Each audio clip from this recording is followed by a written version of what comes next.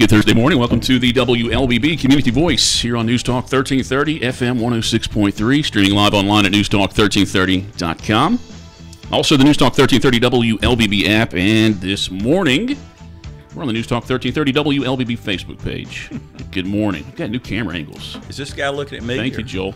This guy will look at you. Okay. All right. And so will everybody at home. Our guest this morning, Jim Waters, born in Rome, Georgia, lived in Carrollton since 1976, 1987 graduate of Carrollton High School, holds a BS in electrical engineering from Kennesaw State and an MBA from University of West Georgia. Began his term as Ward 3 councilperson in January of 2012, so it's a pretty near full decade for Jim Waters. He ran unopposed in November of 2015, most recently reelected in November of 2019, and that race actually had 3 challengers and did not need a runoff. It was about 55-60% of the vote that you collected there. Yep, just shy of 60%, I think it was. Yep. Well, I mean, after close to a decade, how does that, how did that happen? Or do people, do you think your constituents like you as a person? Are you a good campaigner, or are they looking at the votes, things that you've supported for the city? I certainly think, even though, as you mentioned, I was born in Rome, Georgia, I moved to Carrollton when I was in the 2nd grade and came up through the school system and played all the sports and the rec on all the rec teams. So just wound up, I guess, looking back, knowing a lot of people, and that certainly helps in a small town city council race. The 3 people that ran against me, I don't think 2 of them were originally from Carrollton, and then one of the other ones was, and she wound up being the closest, the second place person. And she and I worked at Southwire together. We're Tina Shockley. She and I worked at Southwire together, and I'm friends with them and her husband, or her and her husband James. And she just. I remember we were running. I was like, "Why is she running against me?" But she just wanted to do basically what I did 12 years ago. She wanted to get involved. She thought at the time, and still does, she's got the good ideas, and just wanted to bring a new voice to the council. And I have no problem with that. Again, that's exactly why I ran. But I guess my name recognition, and people kind of like incumbents when things are going well, and I think things are going pretty well, so it worked out for me. Jim Waters, our guest on this morning's Community Voice program. Now, as long as I've been here since 2008 or 2009, and that was right around the time that we saw the Tea Party movement start to pick up steam, and that's how I met you, because you were very active in that, and we covered a lot of stories with that involvement. And I would think that the Tea Party at that time was against bigger government. That was probably one of the rallying cries, right? So now that you've been in government, it's not new. You've been in government for 10 years. Has the city come closer to you? Have you come closer to the city? How has your opinion changed now that you are in government? Yeah, great question. It's probably a 10-minute answer, but I'll cut it short. Yeah, I got involved in the Tea Party honestly because I was just starting to kind of pay attention to politics on a national level. In the 2 or 3 years before that movement started gaining traction, but I got upset with the Republican Party because I didn't think that they were any different than the Democratic Party, just looking out for the taxpayer. With this, remember the TARP bailouts and all of the big banks, and I remember telling my brother-in-law there's going to be a taxpayer revolt in America because this all these showering billions of dollars to the banks, which in today's times that's really not anything unusual. I guess what's going on. It has been going on ever since. But anyway, that's what got me interested. And I heard about this Tea Party movement. I said, yeah, I'll jump on that and yell at the Republicans and the Democrats and whoever's listening. But to your question, certainly once I got into office, I realized that especially in the closer you get to local politics, which city council is about as local as you can get, as opposed to state or federal, that you really do. It's less about certainly it's not left versus right or Republican versus Democrat, because it's a nonpartisan position. But yeah, the closer you get to the local, your core values still obviously count. Fiscal conservative. I'm kind of a fiscal conservative and social sort of a moderate, I guess you'd say. Some would argue that, but yeah, the fiscal conservative, I absolutely still think watching the taxpayer dollars is our prime responsibility, watching them and spending them correctly for the benefit of everybody in the community. So everybody in Carrollton, you could argue whether they pay a lot of taxes or not, but I believe that they're getting a lot of good things for their tax dollars. So that's really that's really what I think our job is take care of the citizens of Carrollton and spend their tax dollars wisely. Jim Waters, our guest on this morning's Community Voice. You mentioned those TARP payouts, and gosh, I forgot all about those. But over the last 2-3 years, there's too big to fail. Remember that? Too big, yeah. There was the government was. I forgot. I can't even think what it was called. The government money that's been handed out, the federal money that's been handed out, the grants over the last 2 years because of COVID. ARPA funds. Okay. Yeah. Did you do you have any reservations as far as the city accepting those? Another good question, Colin. Reservations, yes. I had some people that are friends of mine and friends of yours that probably be calling in that said, y'all need to send that money back. The city of Carrollton got right at $10 million. But the school system got money, the county got money. I mean, again, there's just money flowing. Businesses got money, so from the federal government during the COVID stuff. But anyway, yeah, there are people say y'all need to send it back, and I get that argument. But the reality is, I think we'll use it back to we'll treat it just like local tax dollars. We're going to use it for what we think is the best way to use it for the citizens of Carrollton. So no, we did not send it back. We still got most of it in the bank. Well, right. I mean, I think you have like a 2-year period. Yeah, to spend it and it somehow has to be related to the COVID pandemic, right?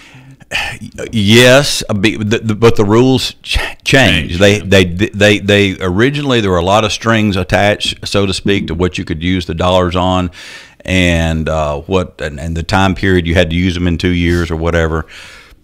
I'm no expert on all the legalities of the money, but from what I've been told, a lot of those strings have gone away. Probably cities, counties, whoever has been suing the federal government says you can't tell us how to spend our money. I mean, it's tax dollars. And at some point, at least theoretically, it's got to get paid back by the taxpayer.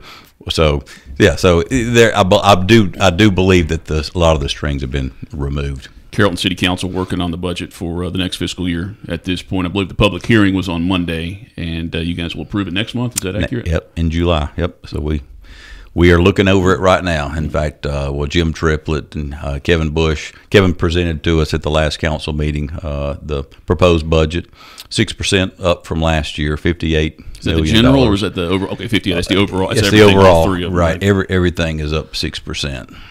Why is that this year?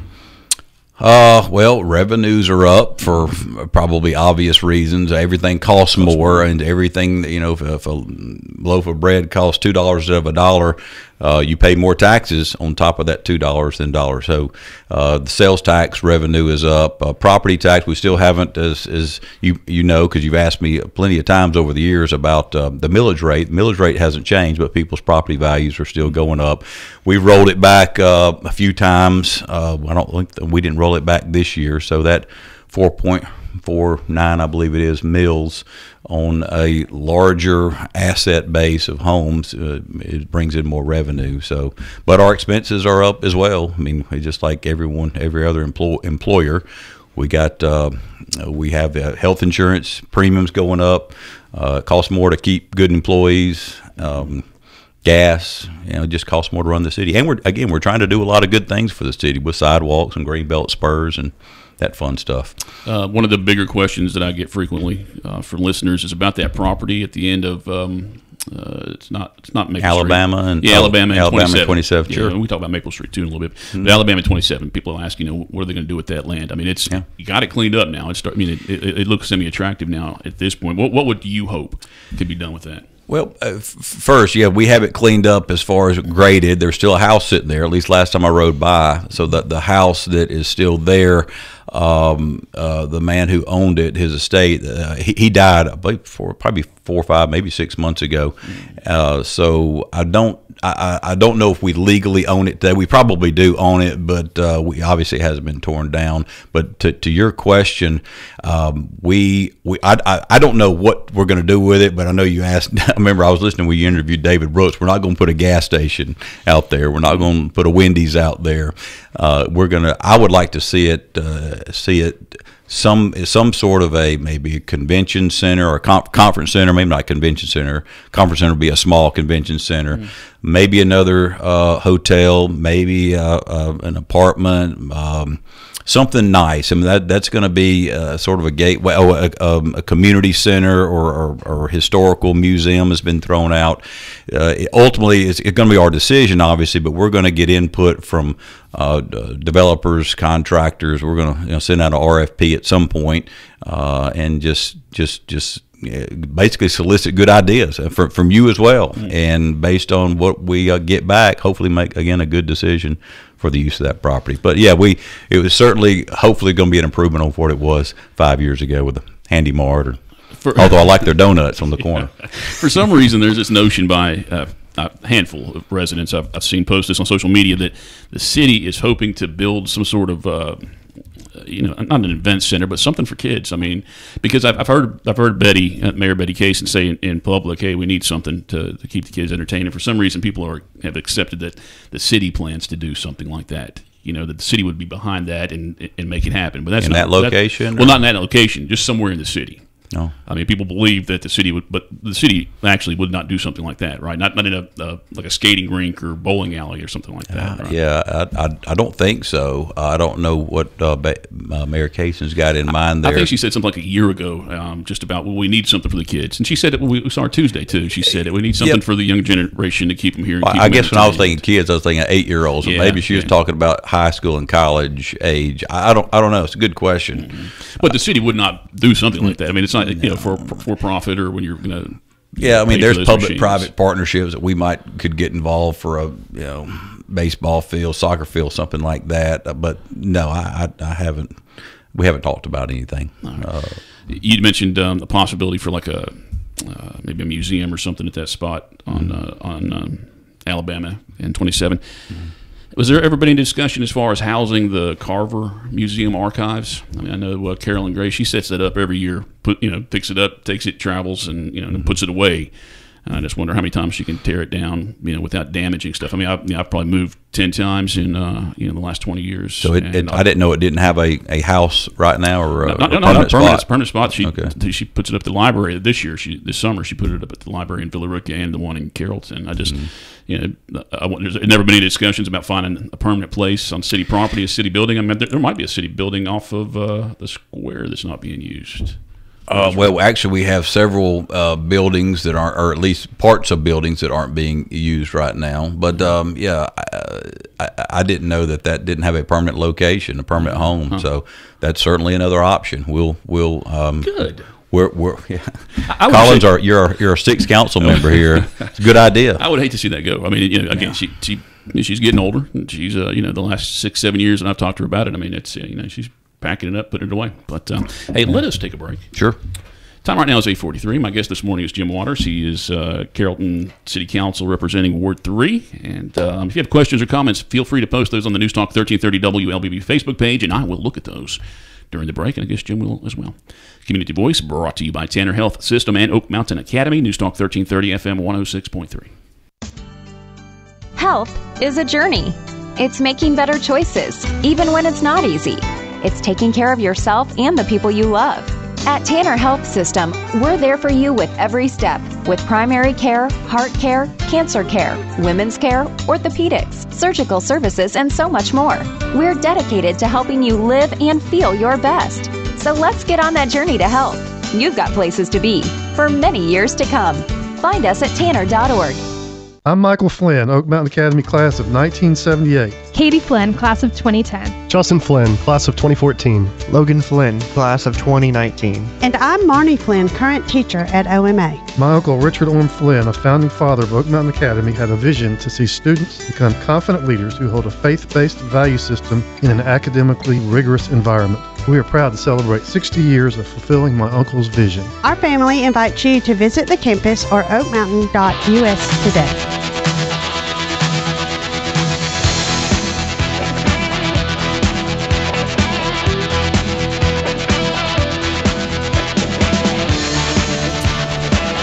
Welcome back to the WLBB Community Voice, News Talk 1330 FM 106.3, streaming live online at newstalk1330.com. WLBB.com. And hey, if you have not downloaded that WLBB app, go ahead and do it. Go ahead and find it during this program and download it to your phone or your computer. Also, this morning we are on the News Talk 1330 WLBB Facebook page. Again, encourage any comments or questions you may have for our guest this morning. Already a couple familiar faces have tuned in and liked the program. Jim Waters, our guest this morning. He is the Ward 3 City Councilman for the city of Carrollton.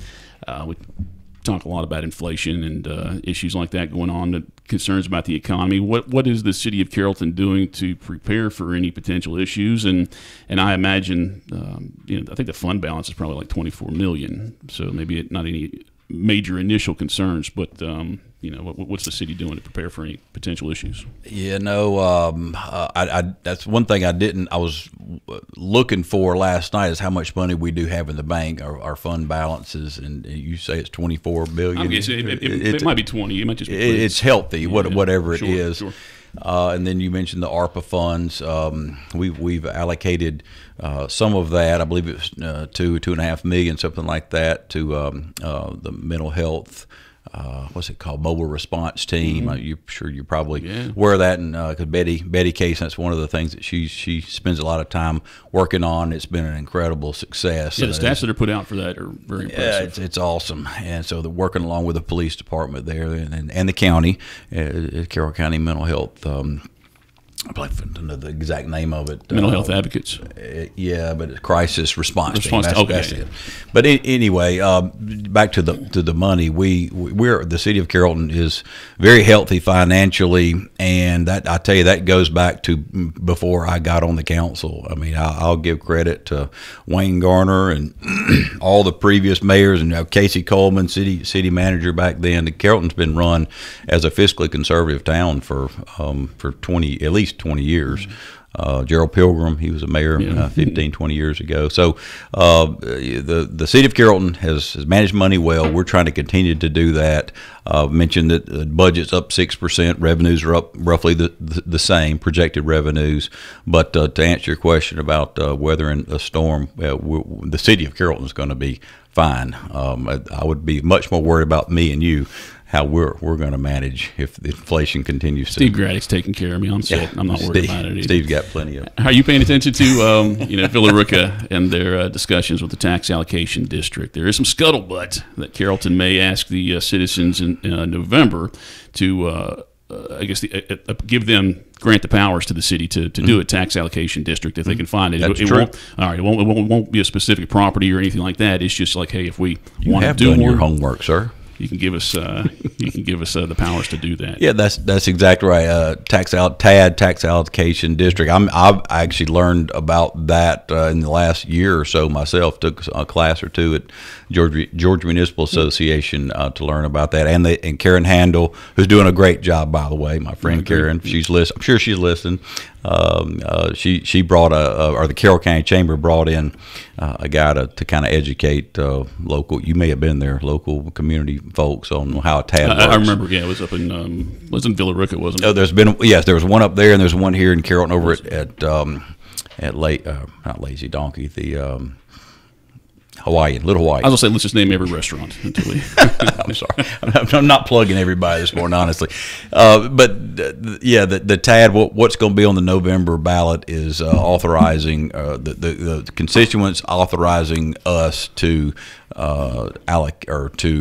designate certain parts of the city tax allocation districts that we may or may not use. So yeah, we have to get that authority from the citizens before we can do it. I think we've done a really good job as far as promoting, trying to get people educated on what a tax allocation district is. We've had, the comments from the county Board of Education, and because those are the ones who ultimately have to sign off on it for Villa Rica. We've also had Villa Rica on several times too. Do you see any issues, any concerns with, if you were to accept that, you guys found a property that you wanted to make a tax district? Do you have any concerns about how it affects the rest of the county? Not about how it affects the rest of the county. It's basically just it's a funding mechanism of how you can allocate or postpone tax payments for the cost of the project kick the can down the road, so to speak, and so that the money comes back for the property over 10 years or so, whatever it gets from whoever develops the property, from the developer. So again, it's just a different way of financing a project as opposed to just paying for it all up front. Is my understanding. Well, the concern over in Villa Rica, that's been presented by the Board of Education and the Carroll County Commissioners, is that the growth in Villa Rica that could come from their TAD, could put cost road work and new fire engine or something like that, and water and sewer and Carrollton is different setup too. It's different. I don't know if you guys would have to work with commissioners or the Board of Education, Carroll County Board of Education. Probably have to do something with the city schools, but I don't know how the taxes come out of Carrollton for the Carroll County Board of Education, if they do. I don't think so. We'll just wait and see. Perhaps we'll all get educated on. You told me there weren't going to be hard questions. Jim Waters, our guest on this morning's Community Voice program. I told you to bring your own questions, Jim. I forgot. Overslept. We'll take our final break here and come back and continue the conversation with Jim Waters. Community Voice brought to you by Tanner Health System and Oak Mountain Academy. Health is a journey. It's making better choices, even when it's not easy. It's taking care of yourself and the people you love. At Tanner Health System, we're there for you with every step, with primary care, heart care, cancer care, women's care, orthopedics, surgical services, and so much more. We're dedicated to helping you live and feel your best. So let's get on that journey to health. You've got places to be for many years to come. Find us at tanner.org. As a believer in the power of education, we are called to set the standard by shaping and empowering the minds of future generations through quality education. Oak Mountain Academy embraces this philosophy, which is why my children attend this prestigious school. I am elated to serve on the OMA Board of Trustees, where together we prepare students and remind them to trust and believe in the power to transform the world. I'm Dr. Brian Bain, inviting you to celebrate our 60-year legacy of academic excellence. Visit us at oakmountain.us.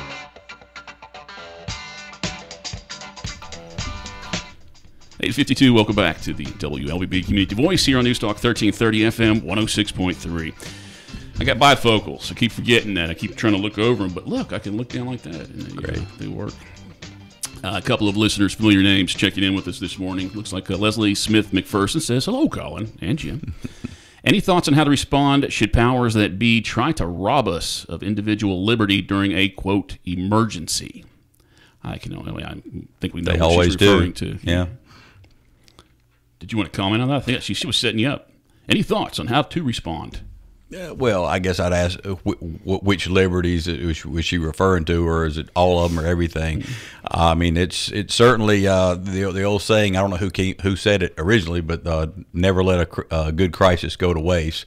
That's what the federal government, in my opinion, does a lot of times, and it's regardless of political party. Whenever there is a big issue like COVID or war in Ukraine, where we're sending billions of dollars over there, I'm not saying it's good or bad that we're doing that. I'm just saying when there's crisis around, the federal government comes in, swoops in, and either throws a bunch of money at it or tries to take our liberties away. And so, well, and heaven forbid, or another shooting like we've had or they had in Texas, and now they're talking about more gun control. So I think that's what Leslie is talking about. So I was thinking that, or mask mandates or anything like that. It's what do you think that residents, how should they react? Like if there are mask mandates, or we having 15 people in a restaurant, and that could potentially hurt their the business a little bit. Those kind of rules.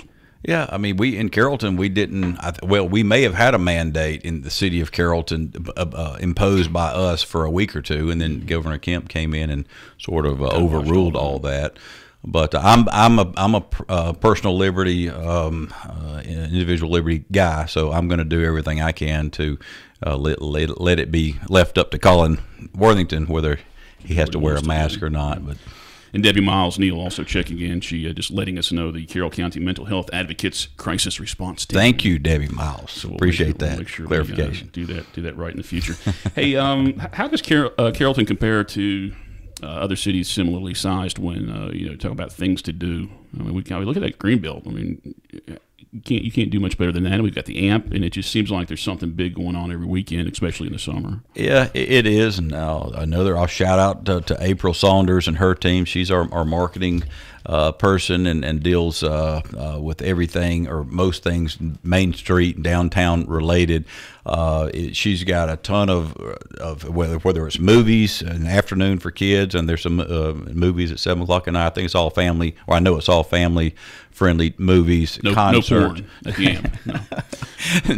not that I'm aware of, but. This guy, where'd you get this guy? But yeah, there's plenty of stuff going on at the AMP. Mark Broussard was in town. Huge musician from Louisiana. Big benefit for Raylin and Tanner Health last Saturday. It was 1,000 people downtown. So anyway, between what's going on at the AMP, the square thankfully is really busy with the restaurants and the bars and retail. You mentioned the Greenbelt, disc golf. I just love the fact that people are out and about. Mike Patterson and I know we're running out of time, but he and I probably 10 years ago, Mike was a former council member. We actually were I'll take credit for this because I remember he and I talking about we need to start spending more money, again going back 10 years ago, on sidewalks. And this is when Greenbelt was not done yet, and we certainly didn't have any spurs, but our sidewalks were torn up. And so we just basically said, let's try to target $1 million a year to repair sidewalks. A lot of sidewalks were buckled up, and they still are to some extent around town. But if you look, if you drive around the town, you'll see a lot of sidewalks have been repaired. You can see the whiter next to the darker sidewalks. So we have literally spent at least $1 million a year over the last 10 years on sidewalks, and I think it's paid off. People are out walking and biking, and I love that about this town. Got about 3 minutes left in this morning's program with Jim Waters, our guest. A couple months ago during a work session, maybe 3 months ago, there was a discussion of concerns about the litter. Seeing a lot of litter. Obviously, want to keep that off the ground. It's unattractive for people to live here, much less people driving by to come to the Greenbelt or disc golf or to the AMP from different cities. Does that correlate with not having the recycle in progress right now, having that on hiatus? I don't think the two are related personally. And when I bring up litter, I'm just thinking Coke bottles or whatever on the side of the road when I'm out walking on the Greenbelt spurs or sidewalks. And it's one of those things that basically we're having a hard time getting employees to do the really important jobs, whether it's trash pickup or any of the jobs. It's going to be hard to find somebody that's willing to get out and walk up and down sides of roads and step over in ditches and pick up litter. So it's one of those things where at the end of the day, we met to just ask the citizens to help us keep our city clean. Man, as far as picking up litter, if I was a teenager or in college, that's something I would love to do. Just knowing you're going to get paid for it. Yeah, being out in the sunshine, get to walk, get to wear a cool orange vest. That's right. Jim Waters, our guest this morning. His current term expires December 31st, 2023. Any consideration for running re-election again? I'm in, man. We'll be looking at 12 years. So you're going for 16. In. Yeah, forget term limits, man. Ride this gravy train for the next who knows, that's next fall obviously. And so at this point people ask me, you gonna run? I think I will. Have nothing else to do, Colin. Single guy. I do have a job, a real job that's not the city council, but unless something changes, I'll plan on running at least one more time, see how it goes. Jim Waters, thank you for coming in this morning. Yeah, thanks for having me. Enjoy your brand new WLBB mug. How about that? There you go. I'll put this online for sale this afternoon. eBay. Thank you for listening to this morning's Community Voice program here on News Talk 1330 FM 106.3. Tomorrow morning on the Community Voice, I believe we have Rafa, our guests, to discuss a fundraiser they have coming up, a golf tournament. And if you don't know what Rafa is, tune in tomorrow morning at 8:30. And you'll get all the edumacated. Time right now is 8:59. Stay tuned for national headlines, followed by your local news. And then Glenn Beck is on the air. Have a great Thursday, everybody.